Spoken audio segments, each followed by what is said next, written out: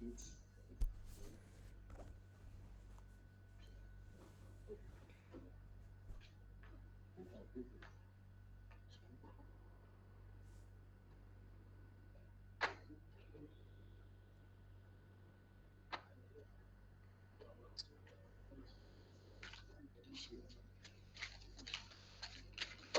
give us a few minutes to get back to you.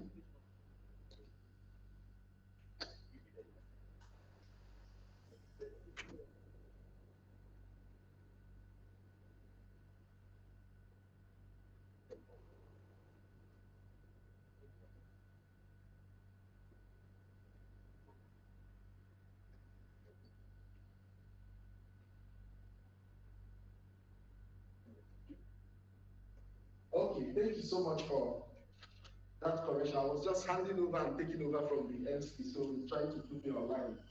So it's actually a plenary session that is going to be answered by Farida. And then we're going to be talking about challenges and opportunities in scaling a startup. So, and then in our team, we're going to, our presenter, Engineer Liu, is going to be there. And then also, we're having on this also Farida Damu.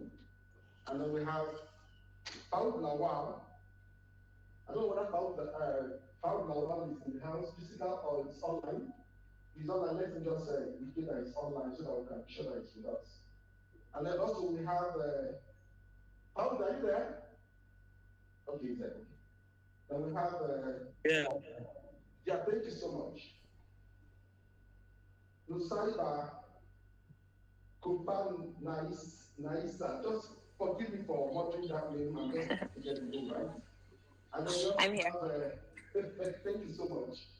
And then we have Surayyah Ahmad also. Please, can we just go ahead with the discussion that we need to? Yeah, I am here. I want to welcome once again Farida and anyone that is answering the discussion. Can you just go ahead and set the stage running? Farida, want to see your beautiful face once again?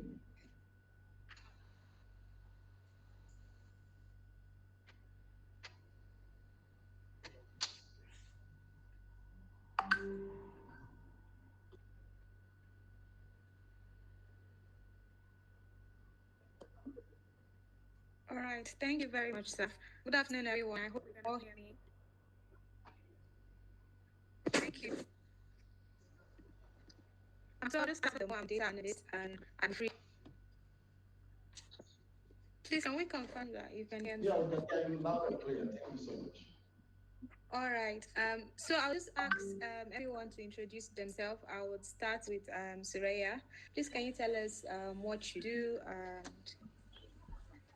Yeah, my name is Surayyah Ahmad. I run an e-commerce and fulfillment service startup called YDS Online. Yeah. Okay, Fuad. You can tell us what your organization does as well, please. Hello, everyone. My name is Fuad. I lead growth at a company called Eden Life. Eden has one objective, and it is to make life easy for everyone by eliminating your chores, right? So it's a subscription service where you pay a monthly subscription. Someone comes to deliver food to you on a daily basis or however you like. Someone cleans your house. Someone does your laundry. So basically, I work at the company doing the hard work of making life easy and soft.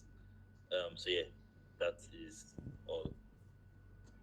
All right, thank you very much, Fuad. Mr.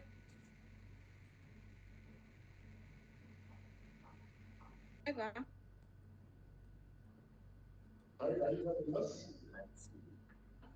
can you tell us about yourself and your work?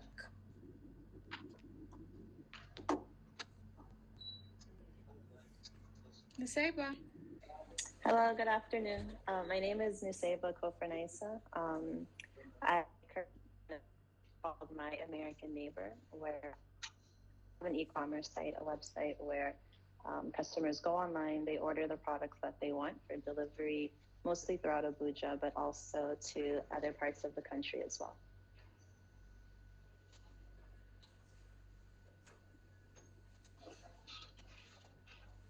All right, thank you. So now that the introductions are off, I'll just go straight. This what made you decide to start your business? So Niseba, you tell us first, and then Surayyah.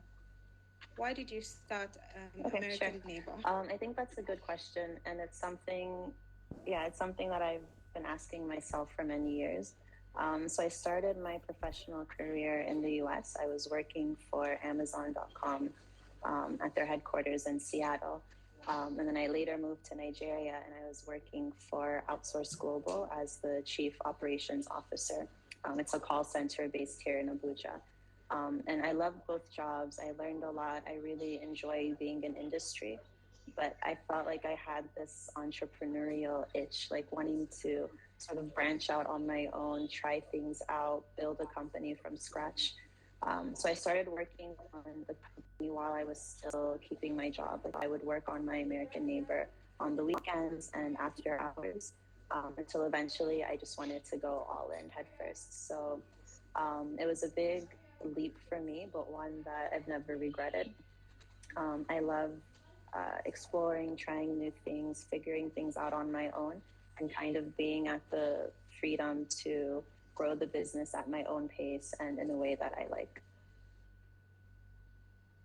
Thank you. Surayyah, tell us about YDS Online, why you started. So I actually started business at the age of 14, so very early. And I've kind of always been an entrepreneur. And I didn't really want to be part of a system, especially the government job system, because I've always been passionate about growth. Similar to Nisaiba, I also worked for two UK e-commerce companies. I worked for Just Eat in the UK. I worked for Ocado, and then I got most of my e-commerce experience from there. But then I felt like I didn't want to come back to Nigeria and jump into the next government job because every country literally thrives on the private sector, not the public sector. So I went to establish a company and employ people, be part of a solution and not part of a problem that we're facing in the country. So and to be honest, that has been what has been holding me back from closing down when things get tough like COVID, and it's been keeping us going basically. Awesome, awesome. So now that we've established that, we'll just get into the core of this conversation, which is really just like the topic states, the challenges and the opportunities for startups. So I'm going to just start with Fuad and ask, like, what is that big challenge for startups trying to break into the Nigerian market? I know you've worked across a couple of successful products. What do you think it is really eating at businesses or startups in Nigeria? Is it regulation? Is it financing? Are there other factors that sort of work against them?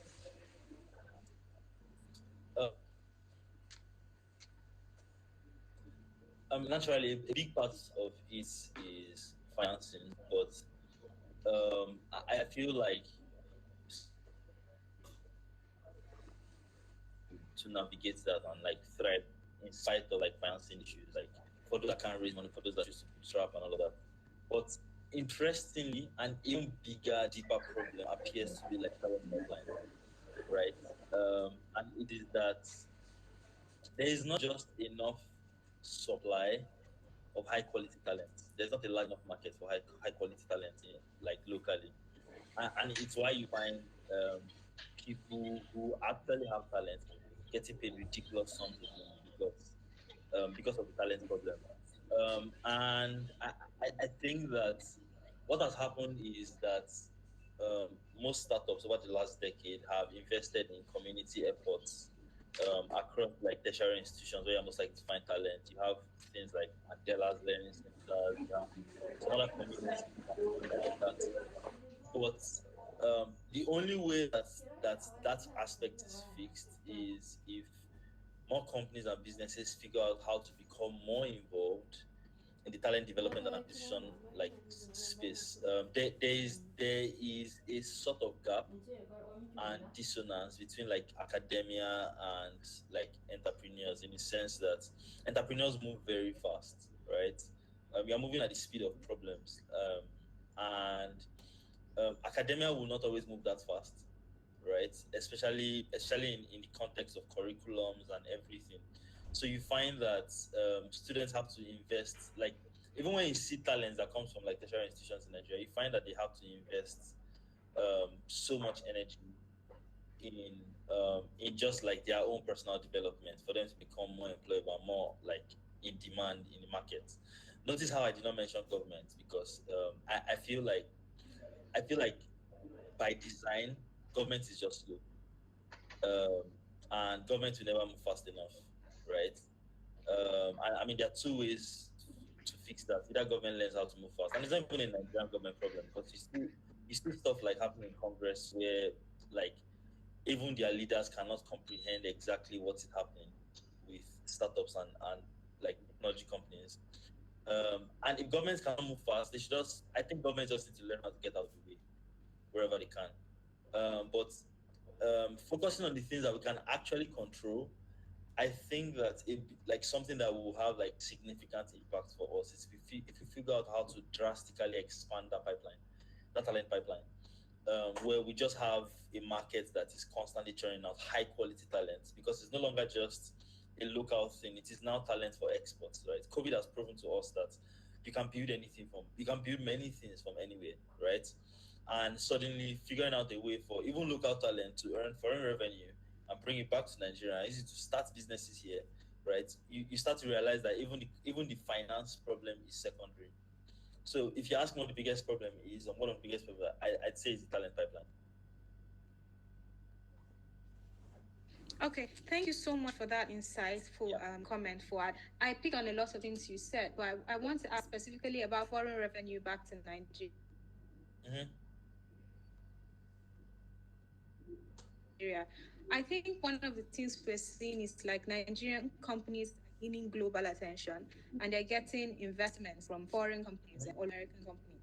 Can we say that these monies are really coming back to Nigeria or they're going elsewhere?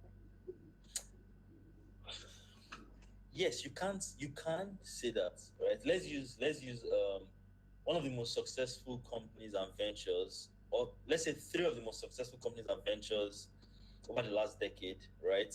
When it comes to funding, when it comes to expansion, revenue, and all of that, you can say it is to a large extent. You can say it's Conga, you can say it's Jumia, you can say it's Antela, right? But it is all that capital that they were able to raise that went into investing in local talents that is now creating the ecosystems that is giving us the Paystacks and the Flutter Waves. Right? Yeah. So I feel like even when we focus too much on the numbers, the money, it's there's a tendency for it to quickly become very short-sighted, right? But what happens when people get money? It is like now that they have been empowered with serious like intellectual capital, right? And now they have spending power, they have better use for it, right? That's why I don't even think capital is. I feel like entrepreneurs, yes, money will always be an issue, but I don't even think it's the primary problem, right? And because look at Surayyah. Surayyah said even when he gets mad, right, she still continues to bootstrap and keep going, right? So yeah.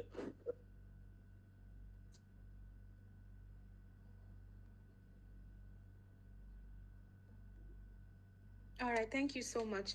Surayyah, do you agree with Fuad? He said sort of he thinks the primary concern is the lack of talent. Has this been a challenge as an entrepreneur? I mean, yeah, I work for a company, but you could say that the entire leadership team is a bunch of entrepreneurs. But yes, it's a real problem, right? And sometimes, place where the question is what for we are actively Surayyah. thinking about. Okay, for sorry, I thought it was me. Sorry, because I was wondering that I'm not an entrepreneur, I'm an employee. I think I'm muted. I've been nodding while Fuad was speaking because he is absolutely right. When it comes to talent in Nigeria, that is when you begin to crack. When you go for fundraising has become global now. If you have a good product, if you can get yourself to venture capitals around the world, you're gonna get money. But now, when you get that money, how do you actually use it to scale the company?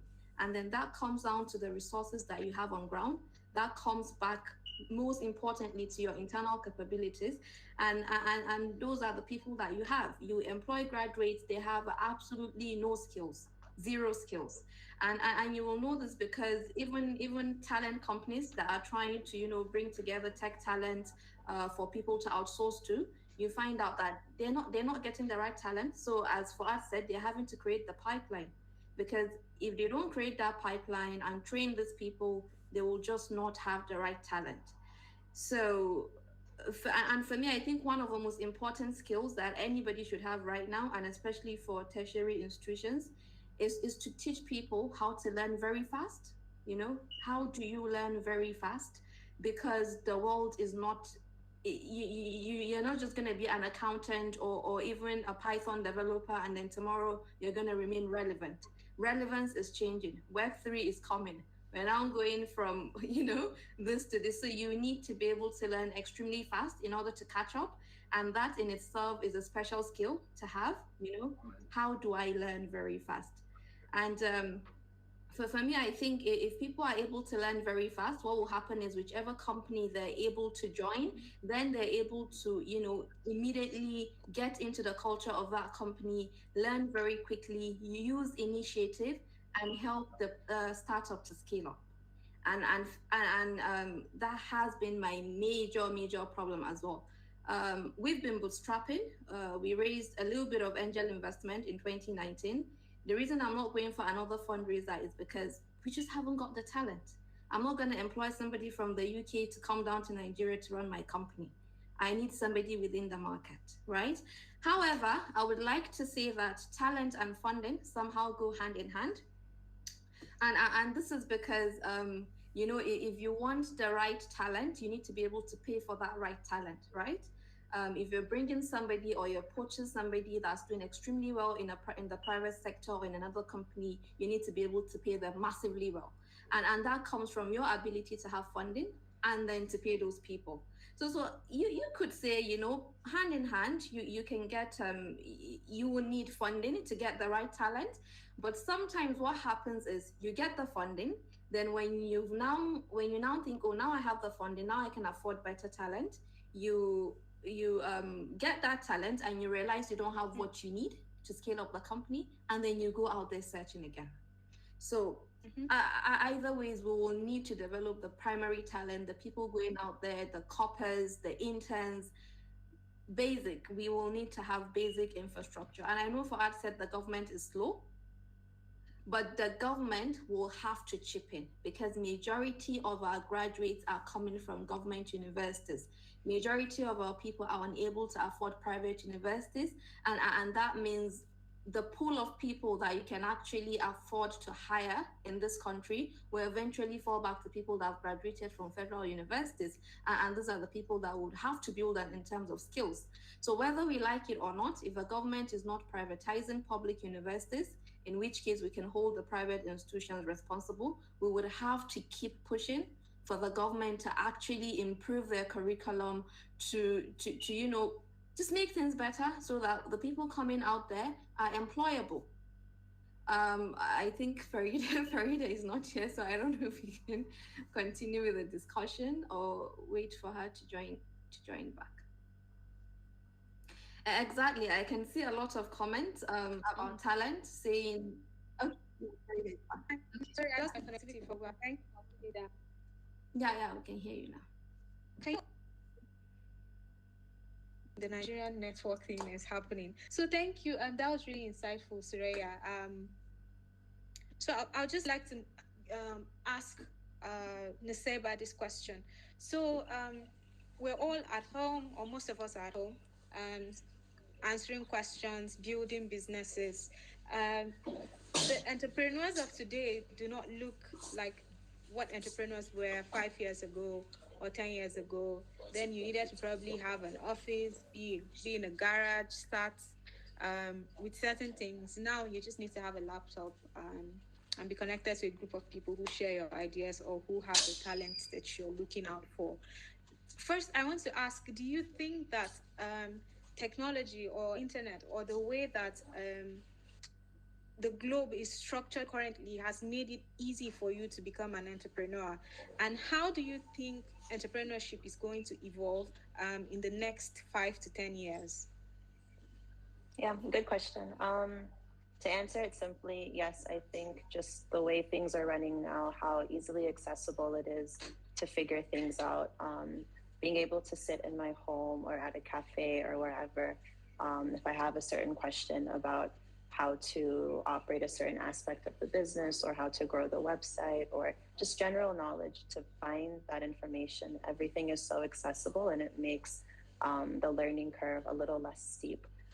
So I think, you know how they say a successful business, you can be a smart person, you can have the best idea, but things just kind of have to fall into the right place at the right time as well.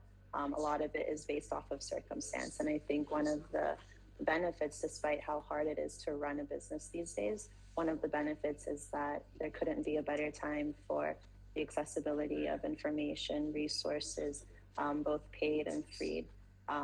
So to answer your first question, yeah, I think that one of the beauties of being an entrepreneur these days is that the access to figuring out the things that you need to make your business successful are just there, and they're in abundance. And your second question, can you repeat that, please? So, and how do you think? What do you think is going to happen in the next 5 to 10 years? I I think don't similar accept as it to from what I was everybody, saying. but It I just accept kind it of from. made me realize that when we talk about I time, not it's accept not it from so much everybody, that but I accept it from. someone needs to have a specific type of knowledge that you want to bring Hi, into hi. your Sorry, company or Ina your using industry. I internet and think one when of me. So the as the call is things that coming, I it look is just for like right there. when Yeah, deciding who yeah, to yeah. work with are who are Yeah, the honey people mun who have malama. the ability Ai to shi learn yasa and to kika pick ga na things up kyale as kina they ce go. matan nan ta You need shiga people wani who might have a har certain skill, like maybe, for example, they have graphic design skills or they have accounting skills, but who also know how to think, who also know how to ask the right questions, who also know how to take that learning into their own hands. And I think that's what we're going to see as we move forward. You might not have someone who Alhamdulillah, specializes Halima, I've in been just one traveling area, and just but you'll be able to su build a Zaria team of aikin people who have yanzu ina ta expertise kuma zuwa across su a number of Suleja up different and down fields and are zone. willing to learn and to grow and to not just say, okay, To, this is my job, kai this kam, isn't my ni kawai job, na but ce they kina really bani become aikin nan part and kawai. parcel of your company, and Kawai they bari help je. to grow it from a Astagfirullah, more ba this is what non-traditional I can do. point of view, Ya if na that ku makes aikin. sense. Totally makes sense. So what I'm hearing from all of us is the future of work is With lifelong design. learning. Relevance is changing. It's about who is learning fast, how fast they can learn, and if they can sort of take the responsibility of learning and identify some of the things that they can learn. So I would want to ask Fuad, now that we've talked about a lot about the challenges and the experiences of entrepreneurs, especially here in Nigeria, I'm always concerned, or I think, was it Victor Asemata or someone on Twitter, one of those tech entrepreneurship leaders, where we're raising concerns about are we really building for the African population? Because it's like there's a stream of products, and they are probably for a select, or they're for maybe middle class Nigerians. But let me not go into that. The question I'm trying to ask is, like, what are some of the big changes we must make or we should make in Africa, or particularly Nigeria, to face this future, like, effectively? Kin san saboda dama ni I'm from a lightweight family. So it was easy for me to then exercise I and then in the circle. Okay, so I think that's a very, very solid point. The fact remains that because of our spending power problem on the continent, it will inevitably appear that people are building for only a certain like demographic of people with spending power and everything. I think in the long term, it still has its effects that works backwards and benefits everyone. A good example is smartphones, right? When my mother bought her first smartphone and SIM card cost her like more than her salary, right? Cost her Yeah. about 50K or something, right? Yeah. Makes But sense. we first of all had to have those smartphones before we walked backwards and got to the point where I we know had the entrants like interesting. Transsion Sorry, go on. and everybody that crashed prices The and made it more interesting accessible thing to is, everyone. yes, my The PC fact was remains that contained by batteries, but for a the lot of loads were people still building like unbalanced. things, it Kullum will dai first of airport all be wani auto. inaccessible. Okay, But no. as the companies expand and grow, they start to work backwards. I'll use Eden for example. I know that Eden is for the middle class Nigerian, right? Currently, you need to have like some spending power to allocate money for Eden to like take Yeah. charge To of your life outsource for your you, right? chores. But what will inevitably happen is one of the things we've learned at Eden is that anything that we outsource currently, it suffers. So we're going to take more ownership, more and more ownership of the supply chain. And as we walk backwards, right, it's bringing all kinds of people from the informal sector into the formal sector. For example, like around Lagos right now, there are over 100 cleaners in people's houses, cleaning their houses right now, right? Those are people that 1 year ago they did not have health insurance. They would not have had pensions, right? So what happens is that by working backwards, you start to bring more people into the formal sector, more taxable people for starters, people who can protect, who can like take care of their families because now HMOs now start to become a thing that happens. Um, as you're working back on the value chain and working back on the value chain, and you can control prices, right? You can now start to drop prices and increase the pool and like make our consumer economy larger in a sense, right? But the reality of where it is right now is that there's a huge gap to fill, right? And the only way it is filled is to first of all tackle the problem that you can actually solve and begin to work backwards, Mm. right? Oh, yeah. That's what I think. That's why even though it's quite frustrating, especially like fintech, everybody's still processing less than 50 million people's transactions, right? That's what everybody Yeah. processing and raising billions for and becoming unicorns for, Yeah. right? But it is Yeah. like they first of all have to process those ones before we now have scenarios where we can begin to expand and the economy can begin to expand and penetrate further. Because as much as people have stuff to say about capitalism, is that capitalism will always find a way, right? Banks did not build banks in many parts of Nigeria, rural parts of Nigeria. I went to Brunei Kudu in 2017, right? And right after Juma, everybody just went from Juma straight to this one guy with the POS, right? Agency banking made that possible. You would never have had access to that, Yeah. right? Yeah. So capitalism finds a way. I can't believe I've become a capitalist, right? But capitalism finds a way. Amshala is flourish. I'm glad Nuseba is Amazon. So I feel like you definitely understand, probably like almost likely even better, almost certainly even better than everything I've said. How capitalism finds a way. Um, so yeah, that's pretty much it. I think that the best thing for a country like Nigeria, the best thing anyone can do for a country like Nigeria, if you have the resources, you have the privilege, is to work at a company that is doing something very interesting, because it helps you close the skills gap that Nigeria has, like the misfortune of Nigeria has given you already, right? By working in like Mm-hmm. high octane like environment, it helps you grow really fast, right? And then because you grow really fast, you can now do interesting things. Yeah. One last point, I Yeah. think that fundamentally in Nigeria, we have an osmosis problem, right? I don't know if you remember science class. Osmosis, Mm-hmm. where we move from region of lower concentration to higher concentration. We have a lower All right. concentration Concentration. of quality people and systems in this country. So Yeah. we migrate to regions of higher concentration, right? So there And are the only people way that like we can this. offset that balance is to rapidly increase the density of quality on this side, right? And currently, the only people that appear to be doing that are entrepreneurs. Yeah. So we need more entrepreneurs. We need more entrepreneurs. Now, this brings me to the last question that I'm going to ask, and like it's for everyone on this panel. So, I think I once read a Steers Business article that I think it was written by Preston, and I think the argument he was trying to make is like Nigerians are not really entrepreneurs. Like people just, start companies because they're trying to survive, or they're starting businesses because they're trying to survive. So I'm Talking about asking the sexual question: what should fantasies drive a is person to the more start you do business? it, Should the it be more your head passion, or should it spins. be an opportunity? So it's Oh, not there's that money in we're not fintech. I could capable build a of fintech creating app. things Let like me you. just We build just it. didn't Or give I'm really way our passionate heads about. to I control mean, us. I personally, I have personal opinions about passion, but let me just let you and everyone else, speak. Like, She's should it be probably passion, kind of or should it be opportunity that should sort of drive people to start businesses? Surayyah, do you want to go first? Yeah, so I think is a mixture of both, and the reason I'm saying is a mixture of both is if you do not have passion to do something, you will see the opportunity and you won't take it. I've seen a lot of people that are living in places where they can actually develop products, but their mindset is to be consumers, And so, they just can't take the opportunity. So even if you have the passion, if you cannot recognize an opportunity, then you won't take the opportunity. If you see the opportunity and then you have no passion, you will not seize the opportunity. And I read a research paper yesterday that said, back to stairs business, I said we do not have entrepreneurs. I totally agree.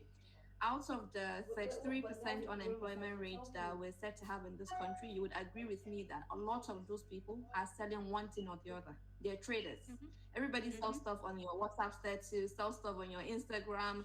Everybody is selling. But we just don't know how to structure, okay? So we don't know how to go from informal traders to actual startups that can scale.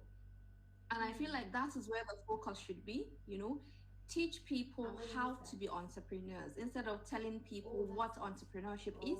And I think a lot of our studies is telling people what entrepreneurship is as against teaching them how to be entrepreneurs. Almost everybody in Nigeria has one sort of entrepreneurship skill or the other. As I said, everybody's selling something, whether they're public servants or whatever, everybody's selling something. But we just don't know how to structure it and, how to move from that informal to formal sector. And once we're able to achieve that, we'll have an influx of entrepreneurs. And obviously, we cannot do this without government support. I'm still going back to government. We cannot do it without government support. We're going to need low interest loans, very, very low interest loans, lots of funding, things that are flexible for startups to actually access, So startups don't run like normal SMEs, but right now the entire government support is focused on providing support for SMEs. And that needs to change a little bit. We need to be able to provide funding support for startups because the startup model is different from the SME model. So at the end of the day, if we Can you channel speak more most about of that? So what do you mean by speak more about that to publicly? The startup model versus the SME model. I think a lot of people don't know the difference. So the SME model is I'm buying wrappers, okay? I'm buying 1,000 wrappers. Each of them is 1,000 naira. I'm going to sell them for 1,500. I'm going to take my 500 naira profit. That is an SME. That's a small business. Now a startup is saying, we want to build a product. We want to solve this problem. Whether we're making profit at this point in time or not, we want to start it. Now, by the time we start it, we want to scale into so markets. By the time we scale into so markets, we might be able to break even after 5 years or 3 years. Now, once we break even, we'll now start focusing on profit. So 2 different models. This person is focusing on what they're going to make right now, while a startup is focusing on the long term. It will take us 10, 20, maybe even more than 20 years to make profit. I know that Jumia isn't profitable, are they? They've got a loss of like €1 billion or so. You see, Uber is not seeing any profit in sight, but Uber is in Nigeria. Almost everybody uses Uber. That is a startup model. Now, in an SME situation, Uber will not be in business, which means all those drivers that you're seeing doing Uber, they will not be doing Uber because Uber does not have money to burn down and grow. So what will happen is Uber will say, we're not making profit, we're going to shut down, okay? Whereas a startup's aim will be to grow, and once they've achieved an optimal level of growth, then they will go after profit. Now, our banking systems are not built to recognize a lot of the startup models. So what is happening is the loan systems, the process of accessing loans and funding are mostly around SMEs. What is your P&L? Let us see your P&L, we've not built financing around that. And I think that is really important for that to happen, because then more people can build scalable products. And once we have scalable product, as Fuad said, we'll continue to move backwards. You employ more people, you make more informal sector people, formal sector people, they pay higher taxes. Overall, the economy scales higher.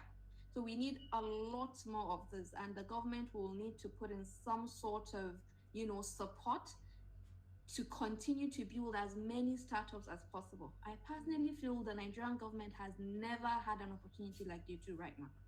Like, people are building despite all the challenges, and it's like there is the government by this side and there's the startups by the other side. It's like whenever the startup is having a good life, the government is saying, you guys cannot, it is not happening, we're coming to block you.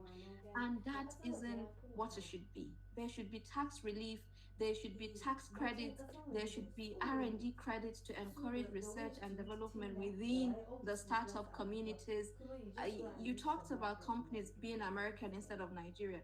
Well, if you look at it, Nigeria charges what, 30% income or corporation tax? The UK charges what, 18 to 20%? Why will I register my company in a country that's being charged me 30% from the start? And there are tax people always waiting to take money from you and not to support you. So in the actual sense, you want to go to countries that will say, we're going to support you through your first couple of years. We might give you tax relief. We might give you R&D credits. These are all incentives that move people to register their companies outside Nigeria. And if we want to bring them back, we're going to have to put those policies in place. Thank you so much, Surayyah. Those were really powerful and insightful words. So I'll take that as your final comment. Nuseba, do you have any final words regarding passion, regarding opportunity, or regarding anything else you wanted to mention before we close off the session? Sure. The last point that I would just mention is I think passion is important because I don't want to oversell the entrepreneurial lifestyle. It's great. You're your own boss. You make your own goals. You set them. You move at your own pace. But at some point down the line, burnout becomes real, and it's passion that's going to bring you back to focus. It's passion that's going to make you, stick to a disciplined regimen. Like, get the best job in the world, and if you're not passionate about it, like what happened in my case, at some point you're going, you're going to burn out, and you're going to look for something different. So don't underestimate how important passion is. But at the same time, know that it's the discipline, it's the grit, it's the pushing yourself when you don't want to do the work that really sets you apart from someone else at the end of the day. Thank you so much, Seba. Fuad, final words?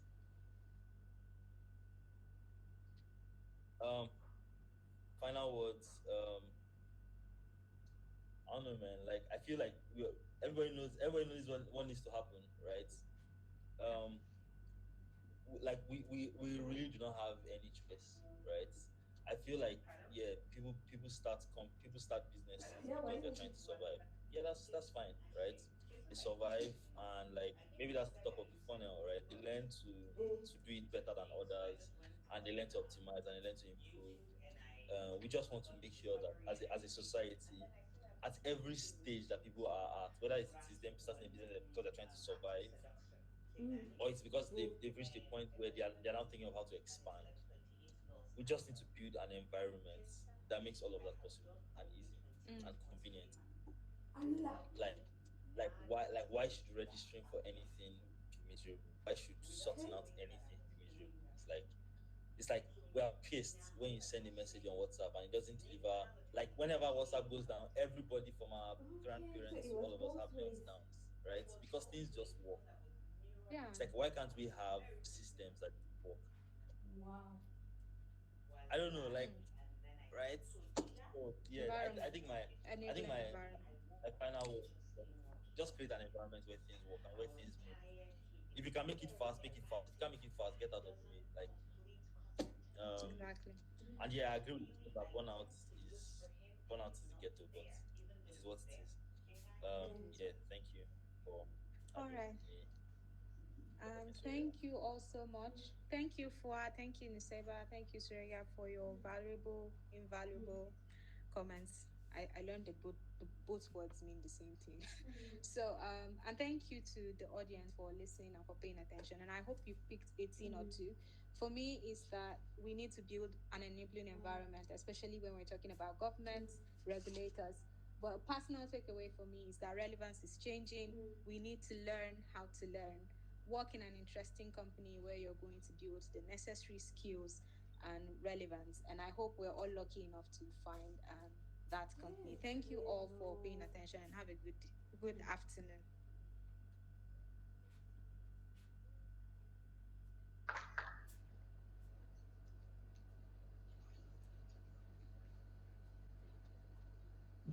Please, can you once again give a loud ovation to for that presentation by Farida? Thank you so much, Farida, for that excellent delivery. And their team also for the wonderful presentation that you have done in the plenary session. I'm going to invite in one of the persons that is also in the plenary session that have not said anything, and that's our own engineer. Has he stepped out? Yeah, he's online. Oh, he's online, okay. Engineer Abdul Aliu, I'll let you online. Please, we'll need to get your own view on to discuss that with you. Just shortly. I need one or two things to us also to ask us what we have discussed. Thank you very much.